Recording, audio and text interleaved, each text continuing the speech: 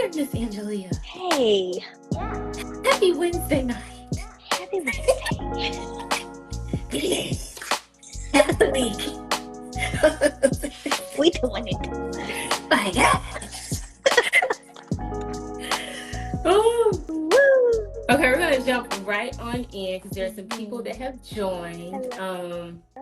One, thank you so much for being willing to have this conversation with me. Mm-hmm. I think that it is necessary for people to understand that like wellness and how we prioritize our mental health is literally in our daily lives. Mm-hmm. And so I wanted to take Black entrepreneurs, small Black businesses this month and really like discuss one, how we out here taking care of our own mental wellness Yeah. and health, Yeah. but also how that shows up in Mm-hmm. entrepreneurship and how our crafts, our works, and our businesses also affect other people in their wellness journey. Mm-hmm. And so, what greater way than to come from like the emotional part of ourselves, which I thought of you as like an awesome just candidate to even discuss how you took your own journey of wellness Mm-hmm. and with a totally different approach in mental health that a lot of people I don't think really see or Mm-hmm. understand. Mm-hmm. So yeah, first just tell us a little bit about yourself and just one, how you got into entrepreneurship. Um, so I'm Dr. Ang, and I wear a few different hats. I'm an adjunct professor. I do curriculum design. I'm a founder of a nonprofit. I supervise interns, all the things, right? Just helping people. I'm a community and counselor educator. That's the title that I have given myself because I educate the community about mental health and then I educate future Mhm. counselors. So I am a community and counselor educator. Mhm. Um, and so that's me in like this nice little professional ball. That's who I am. Mhm. I wanted to just come from the approach of like helping the helper, right? Yeah. Because I think we get into these spots, especially like in our day to day lives, where we are in our caretaker roles, whether we are a Mm-hmm. parent Mm-hmm. or something in the community, but we forget that like we need help too, and Yeah. like support Yeah. is necessary. Yeah. And you took on the initiative of like, all right, how we gonna help the helper? Because Yeah. baby, Yeah. if healthcare is not the most It's ghetto feel of lack of self-care. yeah. Yeah. Yeah. But because what I've learned though, and what I've seen is that we don't, while we are preparing these future counselors, we don't prepare them for that part. At all. We like, these are the theories, this is the documentation and all of that, but we don't talk about what does it look like, or rarely, I'm not going to say we don't, but rarely do we focus on what does it look like to take care of yourself while you're trying to take care of the client. Mm-hmm. And so where I find myself is in a lot of parallel processes, right? So I'm teaching the future counselors how to take care of themselves while they take care of the client, but then I have to take care of myself while I'm taking care of students. Because that's actually our job. That's the It, that's the job. that's the job. Like, Mm-hmm. I don't think people understand you are your own expert in your Yeah. job. Like, okay, for example, I wouldn't go to a beautician with her hair all over her head. Or Yeah. like I wouldn't go to, I don't know, like a mechanic His and car broke his car. down. Right. Yeah. Our job is literally to take care of Yeah. ourselves because like the clients see that. They see Yeah. if you burnt out. Mm-hmm. They see if they hear our stomach growling because we ain't fed ourselves Because all we day. fed You ourselves. know? It's also our ethical responsibility. For sure. Literally in the code of ethics, make sure you are well, For sure. or else you're practicing unethically. For So sure. it's there. And we have a whole ethics class in the master's program, but for some reason, section EH, whatever Mhm. it is, we kind of just have like one little question and then we go on because it's about getting the work done. But you can really only be so effective when you haven't cared for yourself. So what I try to do is, even though it's not always in my curriculum, right? Mhm. I try to just like sneak that in a bit, because we have to talk about it. And my women. So we gonna now in that supervision, we're gonna talk about that. Yeah. Now we're gonna talk about that every time because it's different. That I have a little bit, I have a lot more freedom there.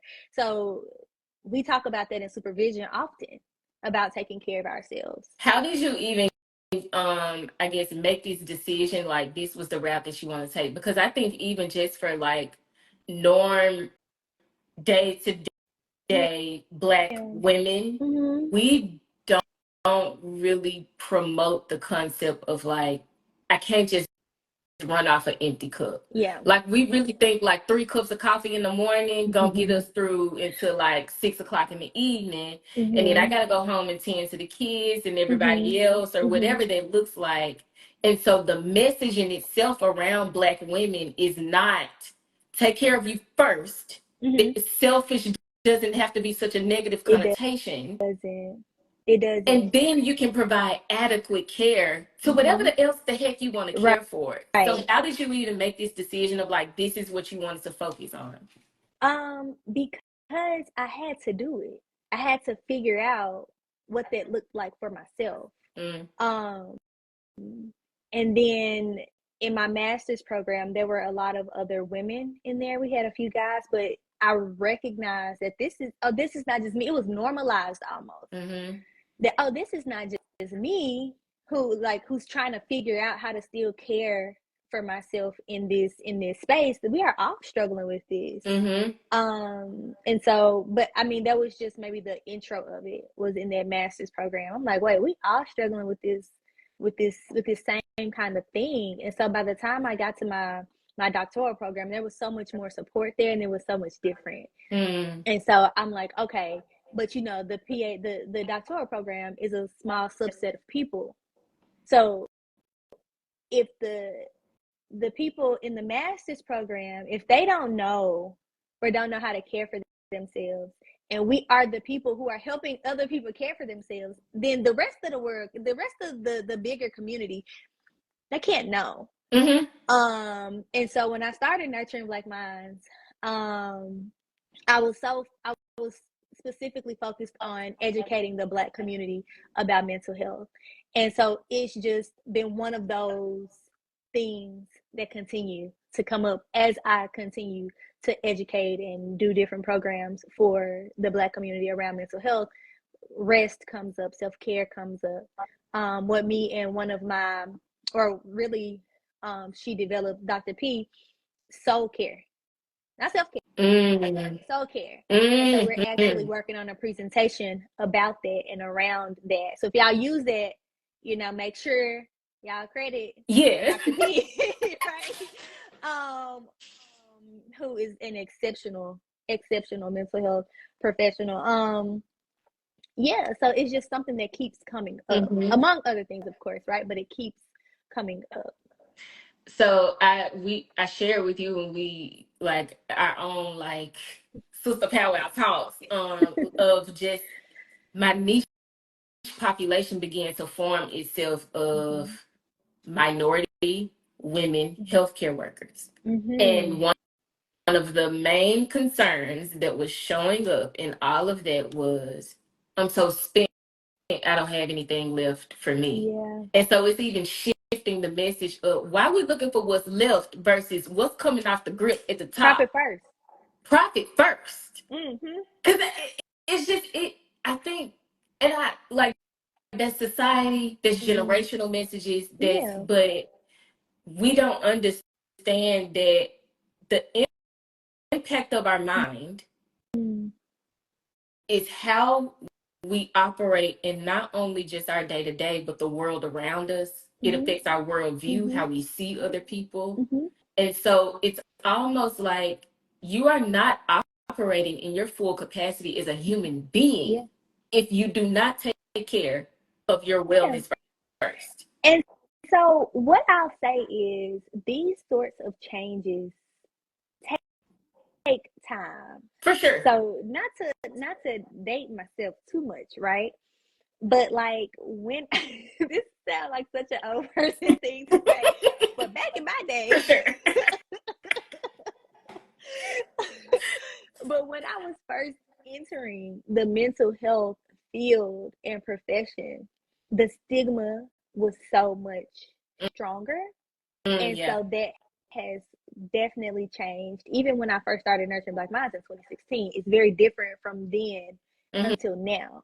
And so where I see that changing is I think that we are starting to understand the concept of needing to pour into ourselves and take care of ourselves. It's just, it can be very hard to figure out how to do that and what that looks like. Fair. But I also think, to your point, the change is coming from, we're learning the necessity because we're hitting burnout. Like, we're getting to a point where we're getting in a cycle of, I have no other choice but to take care of myself, whether it's my health is screaming at me, my body is literally depleted, I can't function, I can't sleep.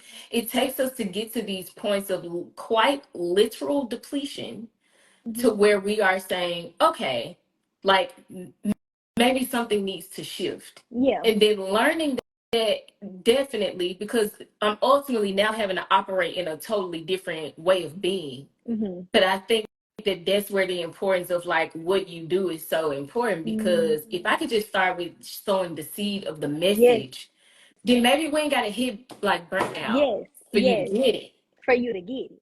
So yes, and so I have to realize that I had to, and I heard it in school, or I don't know where I heard it, but it was something like, you may not be able to change. You're not going to be able to change the world, but you can change one person's world, or something like that, whatever that little saying is. And so I had to accept, because I had big dreams. I'm like, I want the whole Black community. I'm just trying to help everybody. So I think where I have to accept my reach, right, is that I have to be okay with where God has placed me, and do the best that I can do in those spaces, and just hope and pray that like spreads. So if I'm talking to my class and we're talking about self-care, and I give them like something that's not in the curriculum, right, then maybe when they go to their other class, they'll tell those people like, oh, did y'all talk about this? Oh, well, we talked about this. Dr. Ang said this. And, and then that sort of thing. Or with my interns, like, hey, we talked about this. When they move on, because they are wonderful, and they're taking those practices with them. So then when somebody else comes in, they're like, oh, but don't forget this too. That sort of thing. And so I have to be okay with like this change, maybe like generational, so to speak, professional generations. Absolutely. And I think that that's also going to change on a personal level, because I was talking to somebody, and they were like, a lot of people talk about protecting your peace, and they were like, but no, you really protect your peace. Like, you really stand on business when it comes to protecting your peace. And I was like, okay, I feel seen in a good way, right? And now I know that I can pass that. I'm passing that on without teaching it, by being it. And so I think that the more that I can do that like, I'm okay with that being the best, Absolutely. that I can do. Because the best form of demonstration is not in what you say. Communication is only about 25% of our day-to-day in verbal language.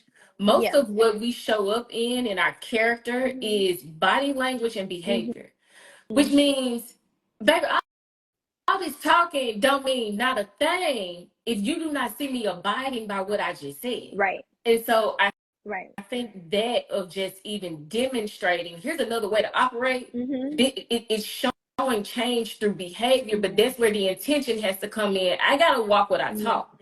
Like, I have to show up in boundaries. I have to show up in accountability and responsibility, because it's not really just for me. This for the person that I just said self-care is necessary to. Yeah. And they watching me to see, all right, now how you going? Right. So when I'm talking to my interns, right, and we're talking about, oh, boundaries and this, and they're like, oh, I was talking to my client and they have to set boundaries with their friend, whatever.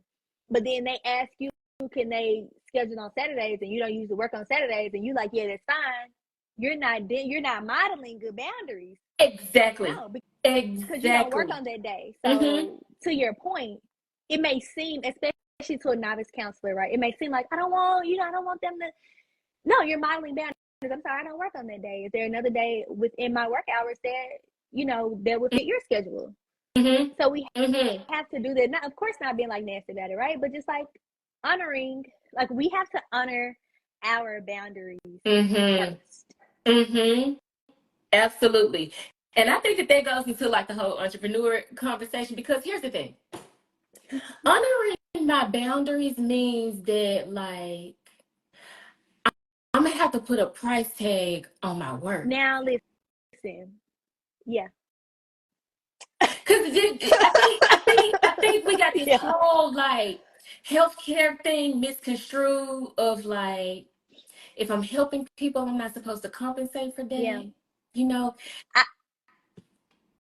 I literally used to say like, oh, I know it's not gonna make a lot of money, but I still want to major in psychology. Girl, what? No, that doesn't have to be a thing. This is not a thing. It's not a thing. It's not a thing. That's called suffering. Because what I'm ultimately doing is I'm surrendering all of who I am. I'm giving you my expertise. I'm giving you my wisdom. I'm giving you my time. I'm pouring all, you expect me to pour all of this into you. You also expect me to help implement change in your life. But also you want me as an entrepreneur to not put a price on my work. And I think that that's the when I was going through maternity leave and I took a step back, when I came back, I said that when I come back, I'm raising my prices. Yeah. The clients that's there and it's for me, God gonna allow it to happen. Yeah. Who is not for me, it's time for us to part ways. Yeah. Unfortunately, I refer them out, Yeah. right? I had a conversation with a entrepreneur, and she challenged me. She said, I encourage you to reflect on the messages that you have around minority women and the idea of success. You get to define what that looks like for you. That was your whole purpose in going to entrepreneurship in itself. Yeah. And so coming from like these modalities of like me sacrificing means that that's what helping means. No. Me showing up in my expertise means that this is a standard that I acquire, and I got to accept that everybody ain't gonna be able to be for me. And I everybody. And that's wellness in itself, is being okay when you have to part ways with somebody that you may have worked for before. When it's wellness to say, I accept that connecting with my ideal client may take some time. It's stressful to put myself out there and to demand this. The wellness part is how you deal with the stress of that, those thoughts, the imposter syndrome that comes up, the am I being greedy thing that comes up, the second get. The wellness part of that is to know all of that, to navigate that in a healthy way, and then to stand on it. Because then that's confidence, that's self-esteem, that's self-worth, all of that. Literally everything is wellness. And so when we talk about how it shows up in business practices, I've had to say, okay, like you said, okay, no, thank you, we are not a good fit at this time. And I think even like with me moving to Tampa, there have been some no's where I've had to really sit with that thing, because it's like I'm introducing myself to a new city. I'm introducing myself to a whole new caliber of population, right? But there is a distinct separation between business and ministry. Yes. One has to come with a price. Yeah. So I've had to say no because who I introduce myself to you as is who you are going to refer me to other people to be. So if I Yeah. introduce you and accept that this dollar amount, you are referring me to other people and equating my worth to this dollar amount. No, Yeah. No, because really, unfortunately. it can this can be said for multiple different industries, but the information and the wealth of knowledge that we have is literally Mm-hmm. invaluable. Not in like an arrogant way. It's just it's quite literally life saving, right? And so I feel that we should be compensated as such. Now, there are some things where it's more ministry, right? Yeah. So then I say, oh, okay, you're not able to do this. Let's well then we're having a different conversation now Mm-hmm. because I understand your mission over here. I understand the work that you're doing. I've prayed about it. This is something that I need to get. Mm-hmm. Let's have a different conversation. So it's Mm-hmm. not like it's always about the money, Right. and it's entrepreneurship. So there has to be some coins coming in from somewhere. Absolutely. You know, Absolutely. I think it's a beautiful thing when those things can overlap. Mm-hmm. So when I get to do big business through nurturing Black minds, it warms my soul. Yeah. It warms my Yeah. soul, and I've tried to pivot, as you know, with I tried to pivot with Hakili Health and separate it. But what I found was that Hakili Health was straight business. That's not where I thrive. I don't thrive in straight business. I Mm-hmm. couldn't connect with it. The success, it was successful for a short time, but I couldn't pour into it because it's straight business. I'm not a money Mm-hmm. driven person. So that lasted like a year. NBM has been since 2016. If we're looking at the finances, Hakili Health is easily like blowing that out of the water as far as finances. But so much passion here. But sometimes that work doesn't always. It's a nonprofit too, so that work doesn't always come with. It's not very lucrative all the time, right? Um, so when I am able to kind of do some of those same things, but do it as nurturing Black minds and stay focused on where God told me to be in the Mm-hmm. first place, right? Mm-hmm. Then that's where it's like that sweet spot I used a couple years ago, where it's like your passion, your paycheck, and then it's like that sweet and your like skill, and it's Mm-hmm. all like intersects, that like Venn diagram of sorts. That's that sweet spot. And so when I'm able to do that, it feels amazing, and I want to do more of that. In order to do that, also what I found in my professional journey is that I have to pour into this. I don't do. I also don't do well with like all of, not don't do well. I prefer to just focus on the one thing because everything gets a little bit instead of being able to give this a lot. Which is Um, another concept of wellness. I think being yeah. able to be well rounded is Mhm. understanding what is my capacity in these spaces. And so Yes. I may not be able to pour all of me into this one Mhm. box, but how am I selecting my time? How am I Mhm. selecting my energy so that I can adequately Right. pour out? Like just because I'm pouring out don't mean it's It don't adequately coming out of me. mean it's adequate. And so Yes. I Yes. Yes. think Yes. that the understanding well. Hold on. I can't hear you. There you go. You said understanding wellness. Can you hear me? Yep. Understanding wellness is like saying understanding where do I say yes and no to, and Mhm. and, and I think what you just said, connecting that is like saying yes and no is also meaning that like in entrepreneurship, I gotta say yes to what is going to like provide a roof over my head, safety, security. That's the basis of Maslow's hierarchy, right? Mhm. But also, what's gonna feed my soul? Yeah. Because in order for me to feed these other roles of me and these other parts of me, I need something that's gonna come in and like restore me. And so Yeah. that's where we have our passions in our ministry, and to Mm-hmm. not misconstrue the two, because I can get burnt out and just pouring into one or the other. Yeah. Yeah. And I think that's also where like the different ecosystems just come together, because now we getting, for me, that gets into spiritual health. Mm-hmm. Because am I being obedient, or do I have an idol, right?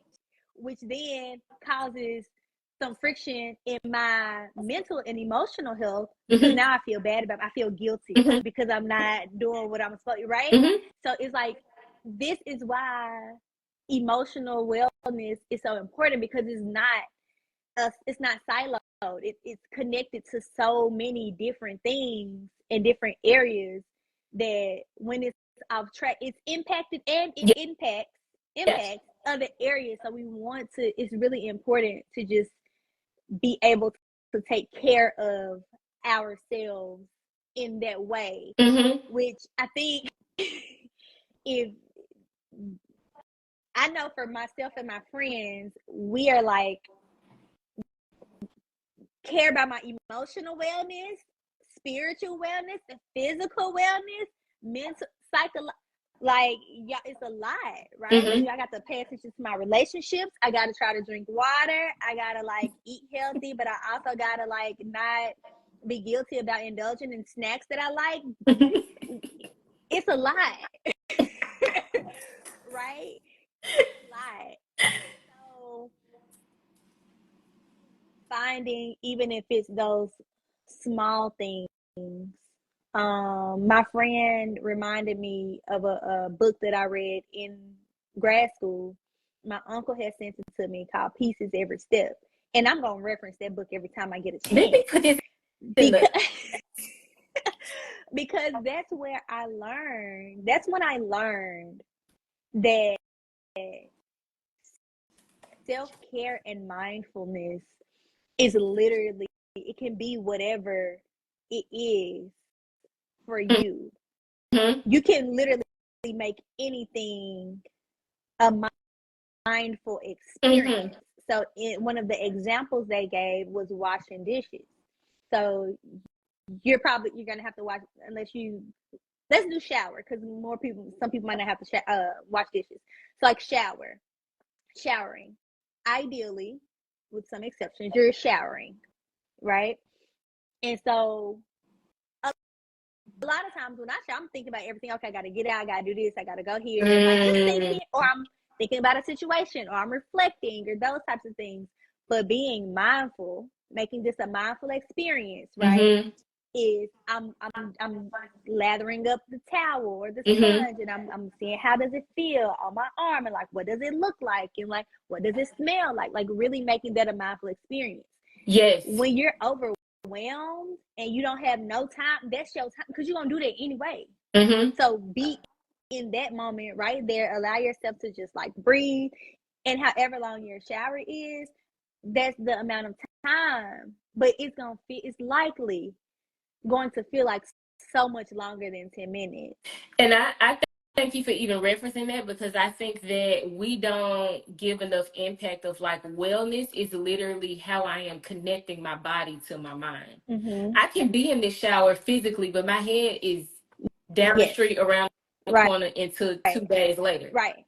And so when I'm just being intentional about connecting my Mm-hmm. mind, body, emotions, like pulling myself into one being, that's Mm-hmm. what wellness is. Yeah. It doesn't have to be such this stigmatized idea of like, Yeah. well, wellness is I gotta go and share all of my business to a Mm-hmm. clinician or whatever. No, Mm-hmm. it's just like, how am I practicing just being with myself today? Yeah.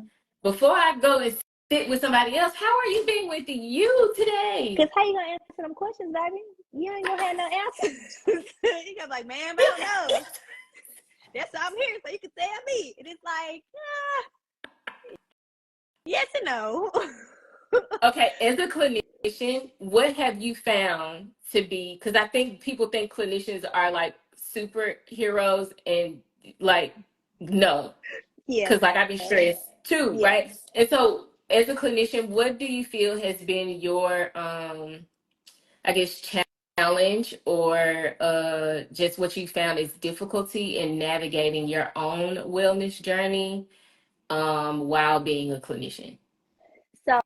So I am going to speak in past tense because as a part of my wellness journey, I realized that direct care was not my jam. Mm. So for like y'all and it's just that's just not where my wisdom and my passion is best served. I don't have a No, passion for that. understandable. Um so you said where did I struggle as a clinician? It's the leaving it there. It's the what do I do Mm. with the vicarious trauma? I did that was not I did not, and I'm gonna just be fully transparent. I didn't want to try to figure it out. It's a lot, and I'm not necessarily an empath, but I'm very sensitive.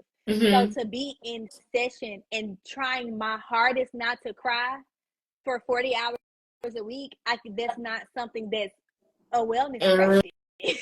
Like I'm Mm. sad. Wow.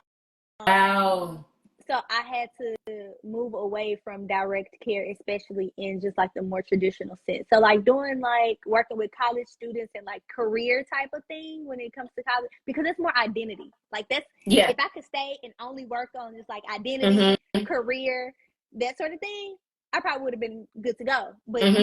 you don't. That's just not how it works. Mm-hmm. um, so I would say that was my hardest part, which is also something that I'm trying to figure out how to teach my students, because it's also something that they don't necessarily like. That could be in the self-care class. That would be a part of the curriculum, like dealing with their vicarious trauma, dealing with counter transference. Like that's a whole. I could write.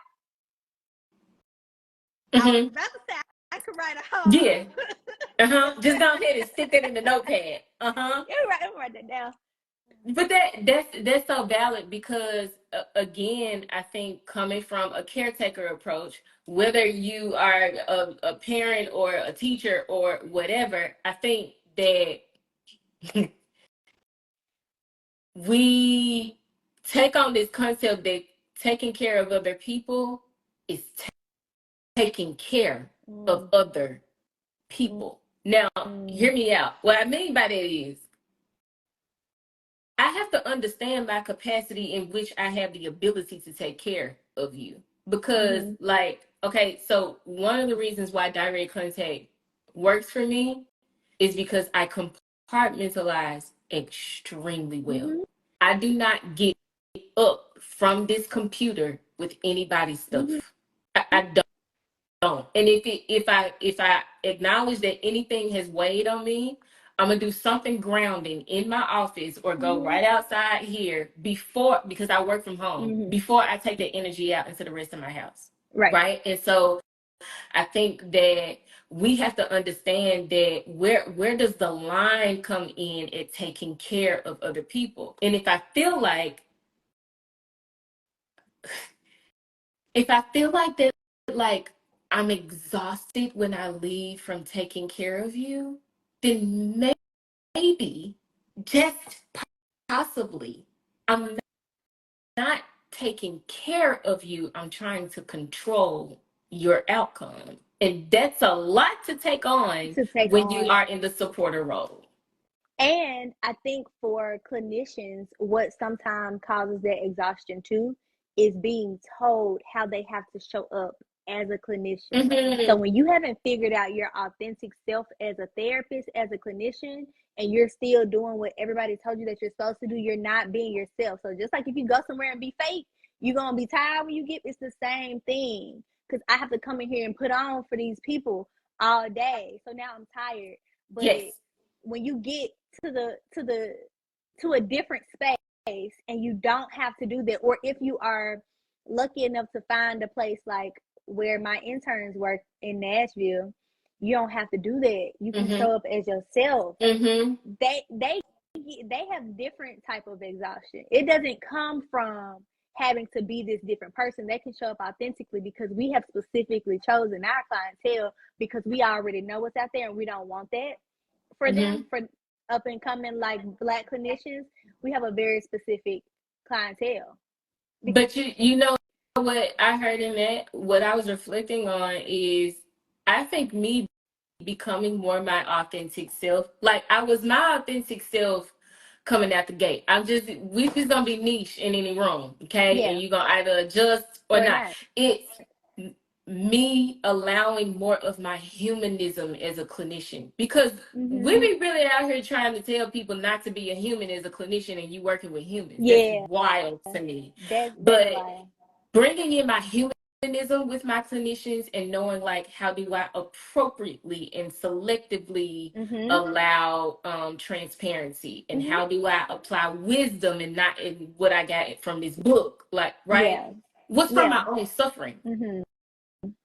It was the things that I had to, like, navigate in my own life and learn adequate tools and learn to maneuver through to be aware of my humanism more as a clinician. Yeah. And I think and I have to keep going back to this because I work with master's level students and I supervise master's level. So I'm thinking like it's like still learning interventions, like for us some time ago, right? How much, and I know you said you did it coming out the gate. I was not so fortunate to realize that was okay to do. Yeah. How much more empowered and how much less burnout might our new novice clinicians experience if they're taught how to do that? Because what they're taught is bracket that, leave it at the door, self-disclose only when X, Y, and Z. You know, be mindful of countertransference, because then you could. So, right to your point, we're teaching them, how we teach them is to not show that humanity in themselves, right? So how much different might it be? How much more effective might they be? That even further goes into entrepreneurship as a clinician, because what I've learned is a lot of clinicians in entrepreneurship, they're trying to show up to fit the client out of the fear that they will no longer have the client, right? Yes. Because, like, livelihood is important in entrepreneurship, right? So we have so much more of that, like, imposter syndrome in entrepreneurship and healthcare, instead of leaning into, I have to cultivate the surroundings that works for me. Exactly. Because that's where the money is, for real, like, really. And that's probably part of why you are an entrepreneur, so that you wouldn't have to do that. But it's that unlearning that has to happen in order for to really step into that, because it's scary. It is. It really, really is. And that, and what you just said reminded me of, like, which is another course. What we also, I don't know about other people, but in my program they didn't tell me all the different careers I could have as a mental health professional. Not at all. They said get in the facility and do your work. Okay. Direct care. Period. Be a therapist. The people gonna sit on your couch. You gonna write the notes. You gonna go home. That's it. That's it. But that's not it. I literally have. That's not it. I haven't seen clients in a long time. And and again, going back to, it took my suffering to learn some of these things. It took me to have a baby for me to it took for me to have a baby to realize, you can't have a high caseload anymore. So what else you gonna do to optimize for your time? Because, like, your time is not money anymore. Your time is currency. Like, you got a toddler that's jumping from the windows to the wall now. You don't even have the same energy level to be talking to people all day about because it requires space. For sure. So that led me to creativity of how else can I help people without just direct contact. Like, the caseload that I have, they locked in, but it has been what does wellness consulting look like? What does Art to Heart look like? Yeah. And that has gone back to, that's what fills me up now. That's Like, Art to Heart is what I look forward to my clients, don't get me wrong. During my yeah. deputy, I love y'all down if anybody see this. I'm Right, saying right, right. Art to Heart is what, like, ooh, I got an Art to Heart gig today. Yeah. Let's go. Yes. Yeah, yeah, yes. And so, yes, right? And I wish that it didn't have to be that way. So even when I did my doctoral program, I was like at the end, right? I was like, I'm in the wrong, Lord, I'm in the wrong program. They didn't tell me that I could have did this. This isn't. I mean, obviously, this is where I belong because the Lord let me stay there, and I finished it and like doing well and all of that. Amen, Black Doctor. But what I'm saying is, nurturing Black minds is my baby. Yeah. I probably could have benefited from an organizational leadership doctorate. For sure. Yeah, yeah. It's same for me. If I would have that's all I'm saying. It is how we abide by what we are told we're supposed to do instead of allowing our passions to fulfill purpose. Yeah. Like I didn't think back then that, like, okay, instead of being double licensed, you're nationally licensed and state licensed. How about let's just go and get our art therapy degree? So they gonna spend all this other time getting this certification. Yep. Because now I have to find a program that teaches nonprofit leaders how to be nonprofit leaders. I know how to be a counselor. I know how to be a counselor educator, and I know how to be an intern a little bit. I mean, a supervisor for interns. I don't know how to be a nonprofit leader, and it does great by the grace of God. But I want to know. I want to really know so I can be in it, like in it. Like somebody said, like I love the way that you look when you're working on nurturing Black minds work. I can tell when you're working on nurturing Black minds work. Oh, Because I mean, by the way you look. Yes. And just my energy, just like, okay, I can't talk to you. I gotta get up, I gotta go do this. I think the message of tonight's conversation, what I got from this, and I want to hear like what message stuck out to you as we wrap up. For me tonight was about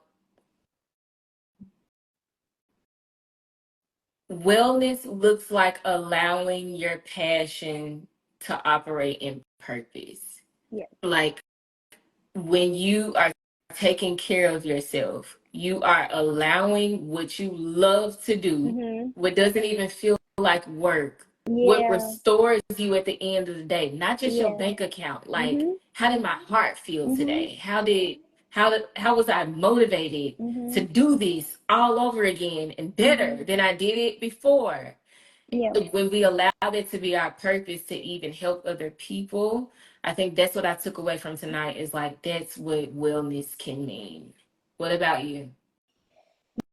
Yes, definitely well said. I think for me, it was a reminder that I operate in wellness often. And a lot of times I don't give myself credit for that. And a lot of times I don't give God credit for like how he has directed me to move and allow me to know these things, to be these things. And my devotional the other day was about spreading peace far, not just right here, but spreading it far. And I was like, Lord, how do I spread peace far? How do I get far? I don't know. Like, what flight? What do you want me to do? I don't know. And so I feel like this is like a reminder to, like you said, like just continue to be it, because that's how people receive it most anyway, that nonverbal communication, and just to continue to be well. Mm-hmm. And a reminder to show up. It was like because I was out of commission for like a month or more. Mm-hmm. And so it's just like reigniting. Like, remember, like, you are not in these places by coincidence. Like, Absolutely. you don't just have these interns by happenstance. Remember that this Mm-hmm. is what you're supposed to be doing. Mm-hmm. You didn't just land this adjunct job in this random country. Like, remember why you're there. You don't just have Nurturing Black Minds by chance. Nurturing Black Minds came from a meditation to God after like 1 week of working at somebody's therapy office. 1 week, I was like, you know what? That's not it, Lord. What? At my church schools, and I was like, Lord, what am I supposed to be doing? Because I know this not what you want me to sign up for. I know this is not it. And that's how Nurturing Black Minds came about. I wasn't even in there good, and I knew immediately. Oh no, not for me. Yeah. And so he was like, this is what it is. Mm-hmm. And so it's just like a reminder. And amen, my word for the year is renewal. To get back, just like get back to the basics of what you're supposed to be doing.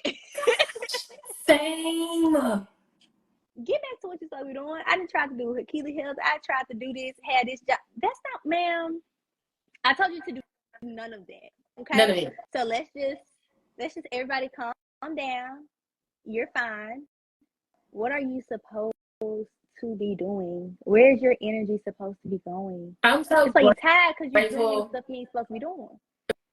For sure.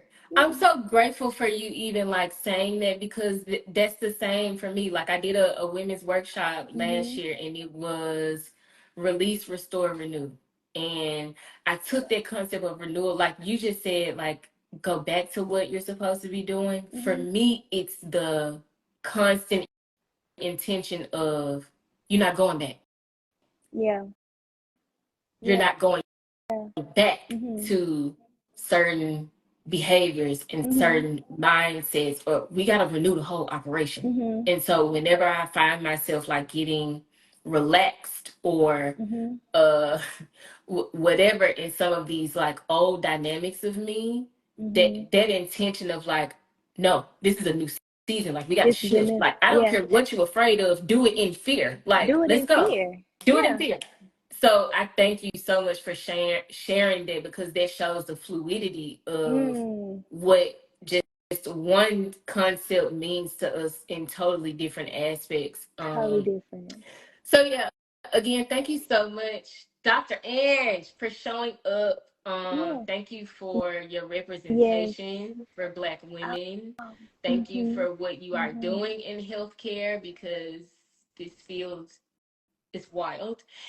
And thank you for continuing to be the example, walking, talking of like, this is what intentional wellness looks like.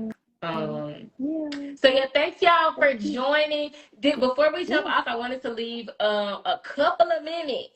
Anybody have any questions for Dr. Ange? Anybody had any comments or feedback about anything that helped them tonight? Anything that you related to?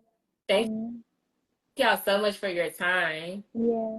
While they're thinking, I just wanted to thank you for creating this space to share. Because, as we've been kind of talking about, we listen a lot. And sometimes it's just good to just have a conversation, talk it out with a like-minded person who can just kind of get it, and support looks different. How can we get some of the tools offered by MVM to help daily? We have a few different things on our website. So we have the green deck, it's journaling prompts. So if it's a deck of cards, you pull a card, it's journaling prompts. We also have the gold deck, which are self-care activities. So we pull a card, it's a self-care activity for the day. The gold deck is probably sold out, but if you want one, just let me know. We can pre-order. We get you one.